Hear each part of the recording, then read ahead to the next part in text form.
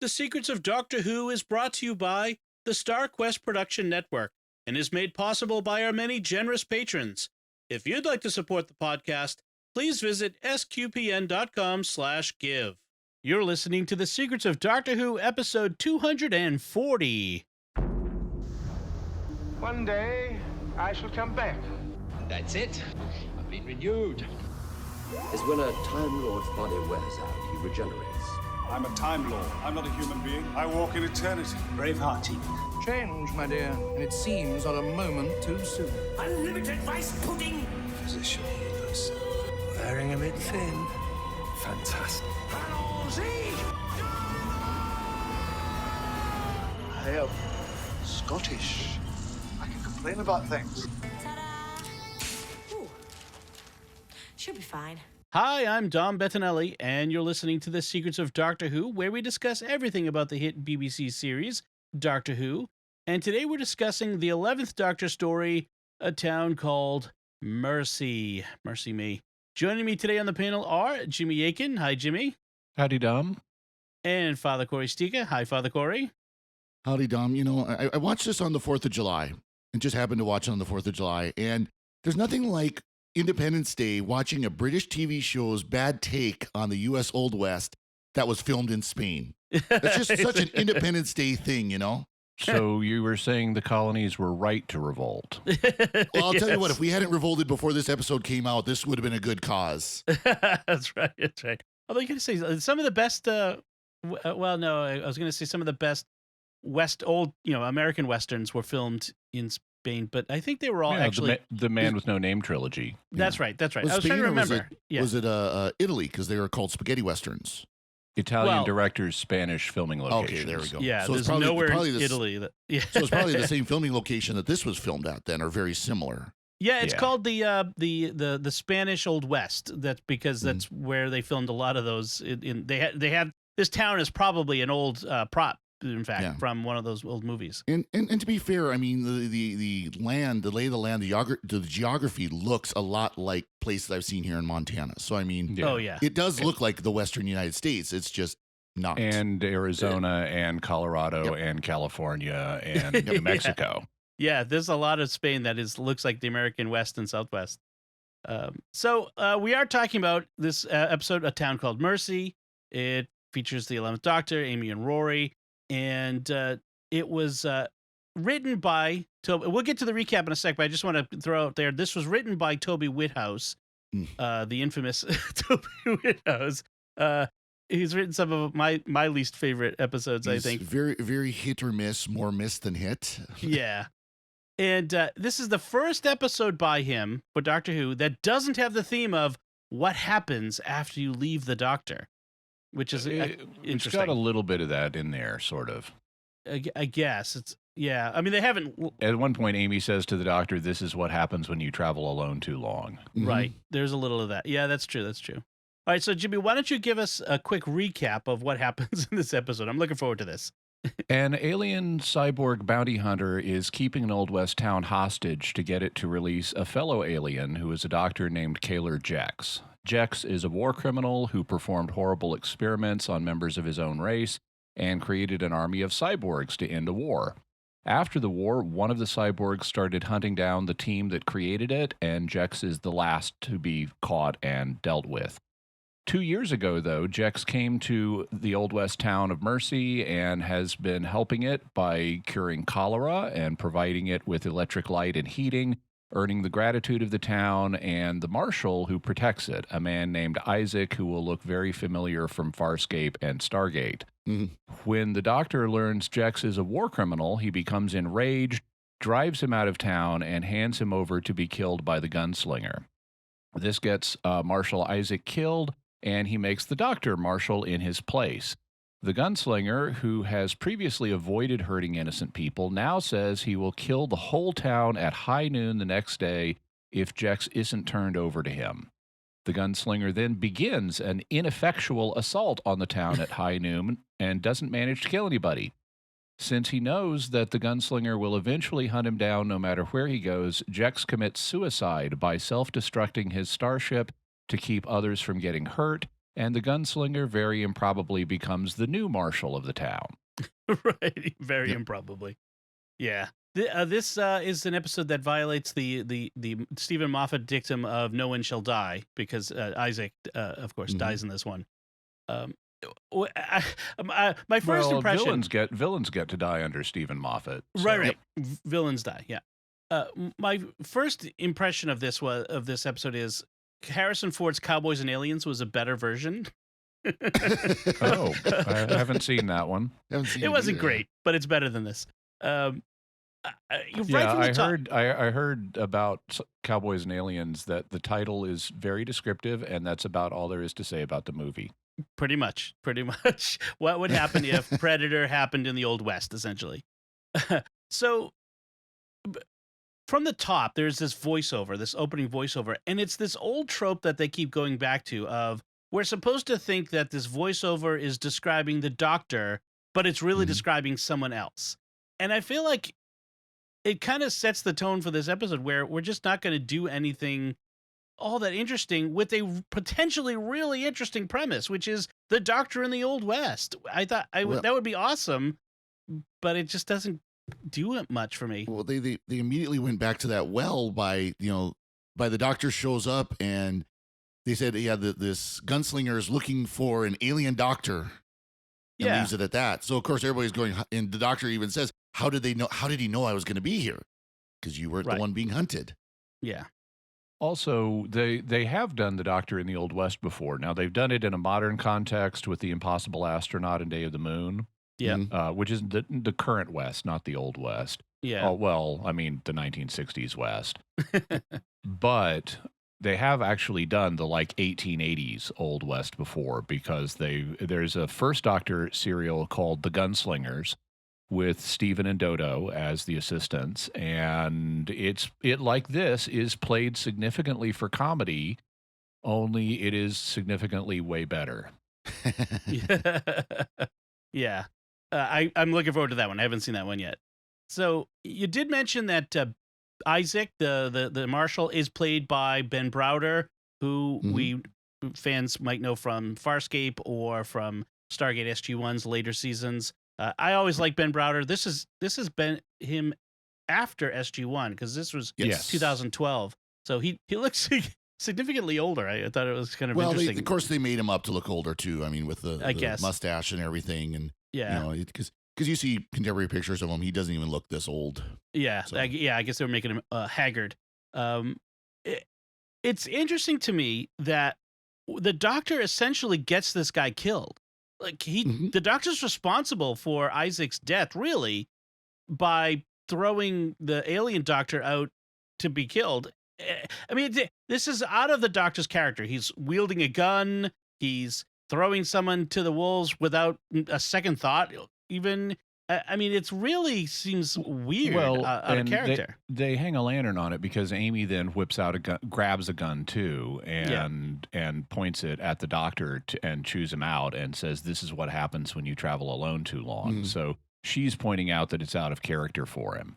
But it really is. The way they set it up, I was kind of okay with, because it's immediately after the revelation that Kaler Jex is a war criminal, and he's basically Dr. Mengele, and who's hiding in the Old West. And when the Doctor learns what he's done, he's enraged, and in a moment of passion pushes him outside of the town, which gets him over the boundary line that the alien gunslinger has set for he won't cross this line. And so I can kind of accept that. What I don't like is the mixing of, they try to immediately turn this into humor. And with the Doctor shooting his gun irresponsibly and Amy shooting her gun irresponsibly, leading to Ben Browder having the line, "Everyone who isn't an American, drop your gun." Yeah, that's a good line. Which itself is a good line, but the situation is, it's related to to how guns are handled in British culture. I can't say British gun culture. Right. The ordinary people in Britain are not allowed to have guns apart from very special circumstances. Right. And so as a result of that, in British media, there is a fascination with guns that Americans don't have. Hmm. Because we're much more, as a culture, there are, more guns in America than there are Americans. And so, people own guns. They sometimes own several guns, and it's a part of our culture, and it's considered normal in a way that it's not in England. Now, there are Americans who don't like guns, and that's, part of our culture too. But in the main, when you have them around, you're not as fascinated by them. Right. And so you can see shows where people are using guns and it's not anything out of the ordinary. I tend to observe, because I've had gun training, I tend to observe whether the actors in a show are using good gun safety or not. Mm-hmm. And I'll notice, okay, is this actor putting his finger on the trigger when he's not planning to shoot someone? Is he allowing the line of sight of the scope, not of the scope, but of the weapon to cross another human being when he's not planning on using the gun? Is he treating the gun as if it's loaded, if he hasn't personally checked? And I notice all those things. And then you watch Plan 9 and, oh, wow, this is incredibly bad gun safety. But that's kind of the lens that I and various other Americans will look through it through. It's more practical. It's not as romanticized. But because in the current generation, Britons have not been able to have guns, there's this fascination with them, and it can affect movies. Like, my favorite example of this is the Simon Pegg movie Hot Fuzz, which is a police comedy where you have this super efficient British police officer played by Simon Pegg, who's so good at his job he's unpopular, and therefore he's sent to a country village where there's should be no crime. Because he's so annoyingly precise about everything, he drives his city colleagues crazy.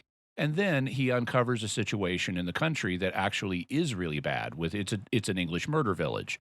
And so we get to the end of the movie, and the way they've set this character up, the ideal thing for him to do would be to deal with the British murder village in a way that doesn't involve killing anybody because of how super good he is at his job. But instead, it turns into blazing gun battle. And a friend of mine from Australia pointed out, but that's what the British audience wants, because guns are these forbidden exotic things. And so they're getting something out of this that you're not. And that's what's going on with Amy and the doctor having this ridiculous comedic gunplay of this is exotic and interesting and exciting for people who aren't around guns. But if you're an American, it's like, everyone who's not American, please delete this scene. Yeah, right. Yeah, I mean, just Amy pointing the gun at the doctor. If you know anything about guns, like you're not. That's not funny. That's horrific. Yeah. That is incredibly And again, irresponsible. And again, with the trigger discipline, that was non-existent. Right. I mean, it's like, she's pointing a loaded gun, very likely loaded gun. with her Well, finger definitely on the loaded trigger. gun. Yeah, because it Well, we know fires accidentally. But it's just, Jimmy's absolutely right. For those of us who have been trained in guns, we watch these scenes and just cringe. And then people wonder why guns are seen as such absolutely evil, must be destroyed at all costs things. Well, you look at scenes like this and, they could just go off at any time. No, they actually don't. They absolutely don't. In a scene where you're accidentally shooting the gun, well, that's absolute incompetence on your part. That's the gun is not going to just, I'm going to swing it down and it's just going to suddenly go off. No. A Colt 45 from the late 19th century does not go off on a hair trigger. You have to intentionally cock it and then pull it. Yeah. And, of course, there's details like that too, where it's just like, no, you really don't understand how these weapons work. Yeah. Maybe you shouldn't be writing about them. So I want to talk about Jex and the concept behind the episode, because Jex, basically the theme is, what would you do if you had Dr. Mengele, the evil Nazi doctor, who went off to, say Brazil and became a Mother Teresa type to the place where he went, and apparently repented. Well, let's say apparently, okay. Although Jex didn't really repent, he didn't really say that he wouldn't have done it again. He in fact tries to justify what his actions, but he tries to. He does recognize he's wronged a lot of people and is going to Yes. have to pay for that in the afterlife. That's right. That's right. But he tries to make up for what he's done, pay a penance by doing good now. And so then the question is would a Nazi like Mengele be deserving of mercy balanced against the justice of punishment, which for the Nuremberg trials and in the trials of the Nazis, for example, where it was a execution, was a death penalty, capital punishment. Right. So does it's the balance between mercy and justice, which I love as an idea. I love this idea of exploring the balance between mercy and justice. And that's one of the things, which is one of the better aspects of this, is there's a bit of a meditation in it on the Doctor's own ambiguous relationship between justice and mercy, which occurs across the series. Right. And ideally, when you are talking about justice and mercy, that the justice would take the mercy in account, and vice versa. Yes. But it's a hard balance, because you could argue if he was truly contrite that he would willingly go back to his planet and face the repercussions. But he's not willing to do that. He wants to stay hiding. And the same thing with the Mengele, that if he was truly contrite for what he did, he would face the justice, which would likely have been death penalty. Right. Yeah, and the gunslinger represents justice without mercy, and the town is literally mercy without justice, because he's not going to suffer any punishment for his past crimes. Although the townspeople are mixed on this. Some of them want to just hand him over to the gunslinger, and others don't. Also, I wanted to mention something. You had said the Doctor gets him killed. I think the Doctor accelerates the timetable for the resolution here, but I don't know that I'd say the Doctor gets him killed, because as part of holding the town hostage, the gunslinger is starving it to death. Right. And eventually everyone in the town is going, I mean, if nothing changes, everyone in the town is going to die of starvation, including Jax. Right. And so the Doctor accelerates things, but Jax was going to die anyway. Oh, I meant Isaac. He gets Isaac killed. Oh, he totally gets Isaac killed. Yeah. And that gets left like the Doctor doesn't take responsibility at any point for, his impulsive throwing Jex over the line and Isaac throwing himself in front of Jex to take the shot for him.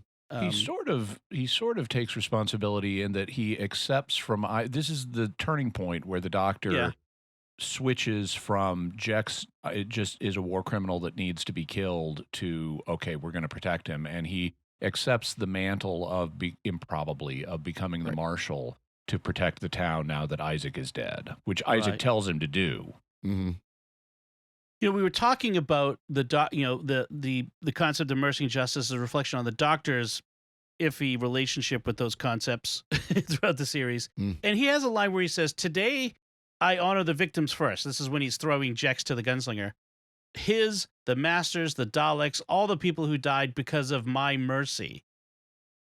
What is the Doctor talking about? What is his mercy that ended up with victims of the Master and the Daleks and all of that? He could have killed the Daleks at the beginning of their existence, and he could have killed the Master multiple times, and he let them live, and they went on to terrorize and victimize other people. Okay. And I wonder too how much of this ties into, of course, the War Doctor and all that, because we're coming up to that the 50th anniversary special at this point. Right. And, and there's always been that behind the scenes where the Doctor, recognizes his own role in what could be considered, what he thought was mass extermination. Of course, they walked all that back. Right. And it's interesting that the Doctor himself kind of swings the other direction with, from this, I shouldn't have been merciful to the Daleks and the Master, I should have killed them when I had the chance, to another line where he says to Walter, the young man who wants to lynch Jex and throw him to the gunslinger, violence doesn't end violence, it extends it, and I don't think you want to do this. I don't think you want to become that man, because I'm that man. Yeah, so this is there's, to my mind, there are two key flaws with this episode. In rewatching it, I thought, this justice and mercy stuff actually, it has its moments. Now, there's a lot that's implausible about this. Mercy is the weirdest 1870 town ever Yeah. on a whole bunch of fronts. But the Justice and Mercy stuff and the scenery, and there are moments where the mood is decent, and this could have been a good episode except for two things that it does. One is the painful overacting for comedic effect that is in this, like by the Doctor and Amy. And this, maybe I should say three things. The second is the excessive use of Western tropes. It's clear that Toby Whithouse had a checklist, and he's just ticking off the boxes of how do we work this Western trope into it. Gunslinger, check. High noon, check. Doctor becomes the marshal of the town, check. It's just every single possible cliche that he could shove into this, he did. And that makes it less art and more of a checkbox thing. And then thirdly, we end up with all this speechifying about, which is so cliche on Doctor Who, of we've got to be better than the bad guy, and violence is not the answer, and this is what happens when you travel too long. And it's like, okay, been there, done that, got the T-shirt, washed it enough times that it's now worn out. Right. I was thinking of the tropes, and it's slavish to them. Yeah. Oh, there's also this attempt to kind of undermine certain things, certain tropes, like the guy with the horse, and the doctor, like the guy gets on the horse, and the doctor does his old "I speak horse" because he speaks baby too. Oh, yeah.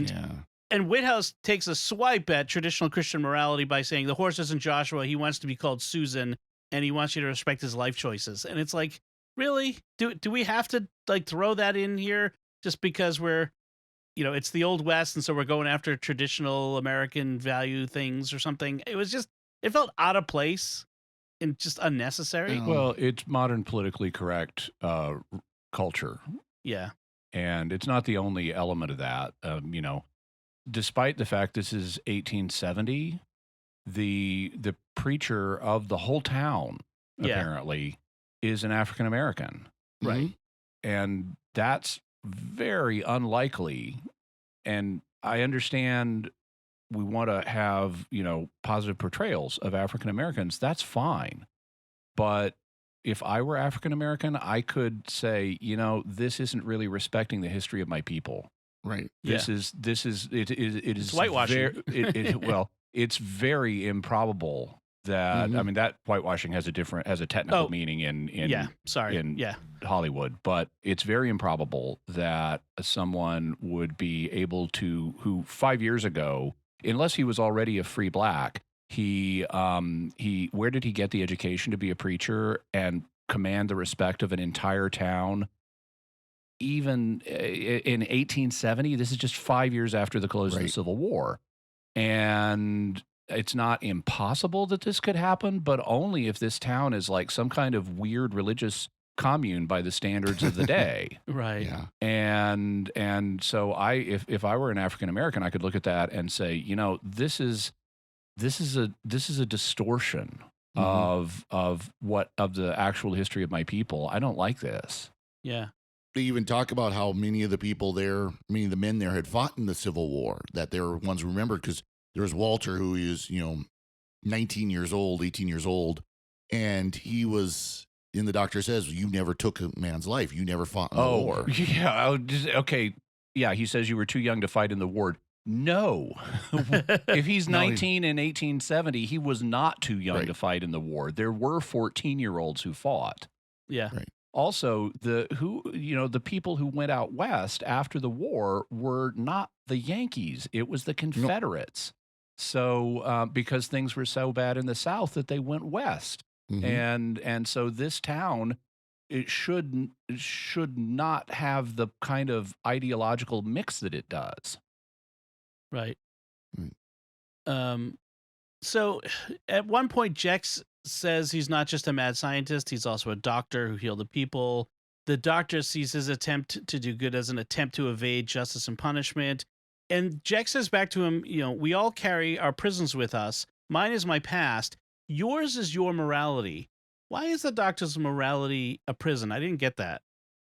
Because he has to obey rules, some of which are actually ridiculous, like never use weapons.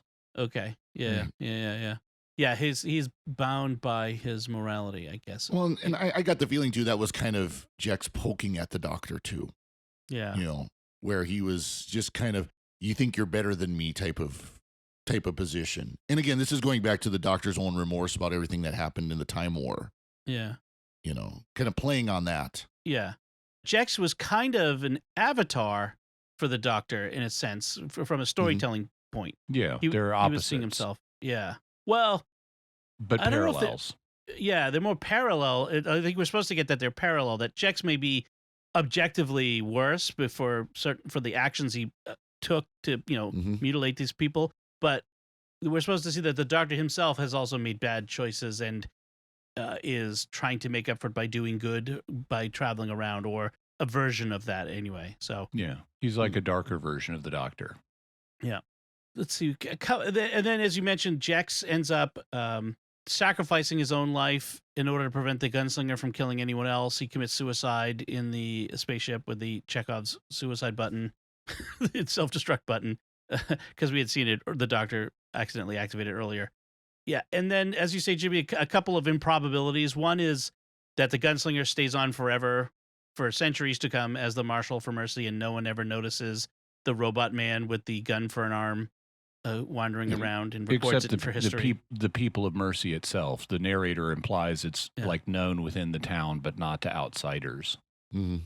I want to see a 13th Doctor episode where she goes back to Mercy, Nevada in 21st century, and he's the sheriff driving around in a like a cruiser with the gun hand and everything. Sort of a little like the Terminator still. Is it in Nevada? Yes, it's set in Nevada. Mercy, Nevada. 200 miles north of the Mexican border. Yeah, I remember them saying it was 200 miles north of the border, but I hadn't looked at a map to confirm would that fit Nevada or not.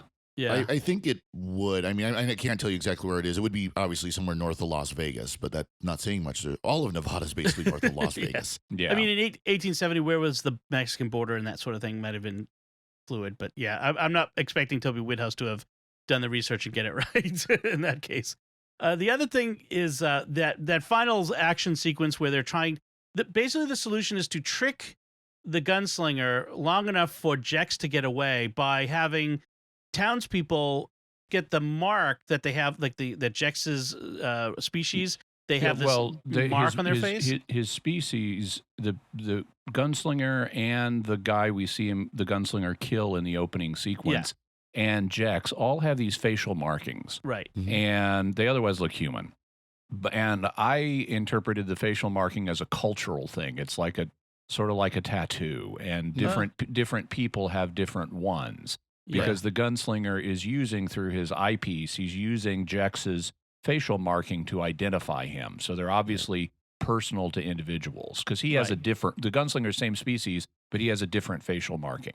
Right. And at one point during the sequence, the townspeople start drawing facial markings on themselves so that the gunslinger has a hard time identifying who Jex is. Right. Yeah, I mean, the fact is, if they're putting Jex's facial mark on their face, they're potentially getting themselves killed. This is like the gunslinger could be shooting at them because they look like valid targets. It just seemed like a weird thing. This is part of why this is an ineffectual thing. The gunslinger, this is bad writing in the gunslinger's final assault on the town, because he said, at noon, I'm going to come in and kill you all. Right. And so if that's his stated intent, now he backs down on that. And I guess you could say, well, he said that in a moment of bravado or something like that. And his heart really isn't in killing the innocents, like the innocent little girl that he looks at. But the townspeople should assume painting facial markings on yourself is not going to have any effect, that he's just going to come in and kill us all. Right. Because that's what he said he was going to do. Yeah.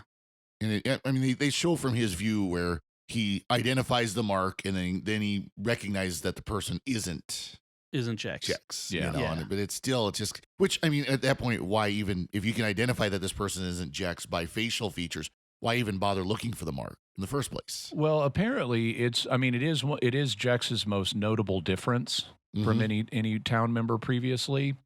And so you could set your targeting system to look for the most noticeable difference and, prioritize that in its recognition protocols. But then that stops working and he turns off the automatic targeting and switches over to manual because it's no longer working because the people have set up camouflage for Jex.